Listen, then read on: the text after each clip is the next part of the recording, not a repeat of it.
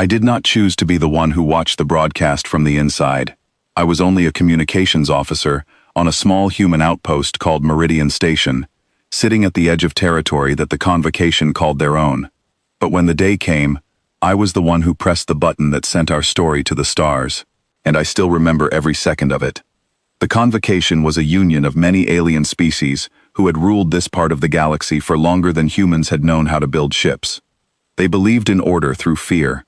Any world that resisted them was shown to the rest of the galaxy as a warning. They called it the correction. It was simple. They would surround a world, record everything, and force the people there to beg or break in front of a camera. Then they would send that recording to every species under their control, so nobody would ever think about resisting again. We were the newest species they had found. Young, loud, stubborn, and, according to their reports, dangerously unpredictable. They decided we needed a correction more than anyone before us. I remember the day their fleet arrived above Meridian Station.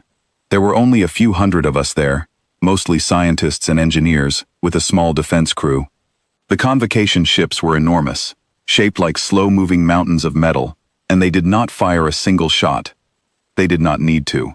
They simply opened a channel to every screen on our station and told us we were about to be shown to the galaxy as an example. "You will not be harmed if you comply," said the voice on the screen. It belonged to a tall, thin alien with silver eyes, someone from a species called the Threll, who acted as speakers for the convocation. "You will kneel. You will apologize for your defiance. This will be broadcast across the network. Your species will learn its place." Our station commander, a woman named Captain Adiaze Obi, looked at the screen for a long moment. Then she looked at all of us standing behind her, waiting for orders. I expected her to say something about survival, about doing what they asked to keep us alive. Instead, she smiled, just a little, and said something I will never forget. "They want a show," she said. "Let's give them one worth watching." I did not understand what she meant until the cameras turned on. The broadcast began exactly on schedule. Millions of alien worlds were watching, curious to see what a young species would do when faced with total defeat. I could feel the weight of that attention even from where I sat at my communications station, adjusting the signal so it would reach as far as possible. The Threll speaker stood in front of the camera and introduced us as an example of what happens to those who resist the convocation. Then the camera turned to us. I expected fear. I expected someone to cry, or beg, or simply go silent from shock. That is what the convocation expected too, but that is not what happened. Instead, one of our engineers, a young man named Diego, started humming a song under his breath. It was some old tune from Earth, something about home. Then another crew member joined in, quietly at first, then a little louder. Soon several of them were singing together, not loudly, not perfectly, but together. It was strange and beautiful at the same time, and I could see the confusion on the Threll speaker's face. Captain Obi stepped forward, and instead of kneeling, she began to speak, not to the aliens, but to us. She turned her back on the camera, meant to capture our humiliation, and looked at her crew instead. "I want you all to know something," she said, her voice steady. "Whatever happens today, you did not fail. You built this station with your hands. You kept each other alive through storms, equipment failures, and loneliness. That matters more than what happens in front of a camera." The Threll speaker tried to interrupt, clearly annoyed that the broadcast was not going as planned. "You are expected to submit," it said. "This is not a time for speeches." Captain Obi turned back to the camera, calm and unshaken. "You wanted to show the galaxy what happens to us," she said. "So show them this instead." What happened next was not planned by anyone, and that is what made it so powerful. One of the alien guards assigned to watch over us, a small being from a peaceful species called the Iven, had been injured during the arrival of the fleet. Nobody had cared to help it, since it was seen as unimportant even by its own commanders. But one of our medical officers, a woman named Priya, noticed it struggling near the edge of the room, clearly in pain and mostly ignored. Without asking permission from anyone, without thinking about how it might look, Priya walked over and knelt down beside the alien guard. She checked its injury, found a small medical kit, and began treating it gently, speaking softly the whole time, even though the guard likely did not understand her words. The camera caught all of it. For a moment, Nobody spoke. The Threll speaker looked stunned. This was not the reaction they had prepared their viewers for. They had expected fear and submission. Instead, billions of eyes across the galaxy were now watching a human comfort an injured alien who was not even from her own side, purely because it needed help. I watched the numbers on my monitor as more channels across the galaxy tuned in, drawn by whispers of what was happening. This was no longer just a warning broadcast. It had become something else entirely. The Ivan Guard, still in pain but clearly moved by the gesture, tried to speak. Its translator device crackled, and a shaky voice came through. "Why help me? I am not your friend." Priya looked up and smiled gently. "You're hurt," she said simply. "That's enough of a reason." I do not think anyone in that room expected those few words to mean anything important. But somewhere out in the galaxy, across countless worlds who had lived under the Convocation's rule for generations, those words landed like a spark on dry grass. The Threll speaker tried to regain control of the situation. "This is not what was ordered," it said, turning toward its own recording crew. "Cut the feed." But it was too late.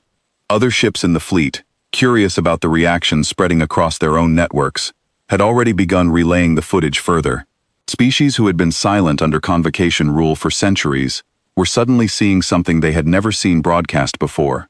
Someone choosing kindness, even when they had every reason to feel only fear or anger. Back on the station, none of us knew yet how far it had spread. We only knew that the situation had shifted. The Threll speaker looked less confident, glancing nervously at its own advisors through a private channel we were not supposed to be able to hear, but our systems intercepted enough to understand they were arguing about what to do next. Captain Obi did not wait for their decision.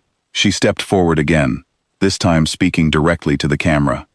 "You wanted to teach the galaxy a lesson today," she said. "Let me teach one instead. Strength is not about how much fear you can create. It is about what you choose to do when you have power over someone weaker than you. My crew just showed you that. I hope everyone watching remembers it." There was a long silence after she said that. Even the Threll speaker did not seem to know how to respond. Then something unexpected happened. Another signal broke into the broadcast, coming from a completely different sector of space. It was a message from a species called the Doran, one of the many groups who lived under Convocation control, but had never spoken publicly against them. Their message was short. "We see you," it said, addressing us directly. "We have lived under fear for a long time. Perhaps there is another way." Then another signal joined, and another, each one small, each one careful, but each one showing that something had shifted in how they viewed the balance of power. It was not rebellion, it was not war, it was simply recognition, an understanding shared across countless different worlds that fear was not the only way things had to be. The Threll speaker finally ordered the feed to be cut, but the damage, if you could call it that, was already done. Billions had seen it. The recording would exist forever, copied and shared long after the Convocation tried to erase it. Within a few hours, the fleet above Meridian Station began to withdraw. No explanation was given at first. Later, we learned that internal disagreements had broken out among Convocation leadership over how to handle what had happened. Some wanted to punish us anyway, to erase the story before it could spread further. Others, worried about how the rest of the galaxy might react to further cruelty being broadcast, argued for restraint. In the end, no more ships came, no more threats were made. We were left alone, shaken but alive, watching the empty space where the fleet had once loomed over us. I remember sitting at my station that night, still trying to process everything that had happened. Diego, the young engineer who had started singing earlier that day, sat down next to me with 2 cups of coffee substitute, since our real coffee had run out months ago. "Do you think it mattered?" he asked. "What we did today?" I did not have an answer right away. It felt too big to understand so soon after it happened. But I remembered the message from the Doran, the quiet words shared across the stars. "We see you. Perhaps there is another way." "I think it might have," I said finally. "I think somewhere out there, someone who has been afraid for a very long time just saw something different, that has to count for something." In the weeks that followed, we started receiving more messages, cautiously sent from species we had never had contact with before. Some asked questions about who we were. Others simply expressed quiet support, careful not to draw too much attention from the Convocation. It was not a rebellion. It was not a war. It was something smaller, and, in some ways, more powerful. The beginning of doubt in a system built entirely on fear. Captain Obi never spoke about that day as if it were some great victory. She always reminded us that nothing had truly been won yet, that the convocation still held power over countless worlds, and that real change would take much longer than a single broadcast. But she also said something else, something I have carried with me since. They wanted to show the galaxy an example of weakness, she said one evening, looking out at the stars from the station's observation deck. Instead, they gave the galaxy a reminder that kindness, even in the middle of fear, is its own kind of strength. That is not something they can take back now. I often think about that day, about how close we came to being erased quietly, another footnote in the convocation's long history of silencing resistance. Instead, because of a song, a speech, and a simple act of kindness toward someone who did not expect it, something changed, not everywhere, not completely, but enough to matter. They thought the broadcast would spread fear. Instead, it reminded an entire galaxy that there was still a choice.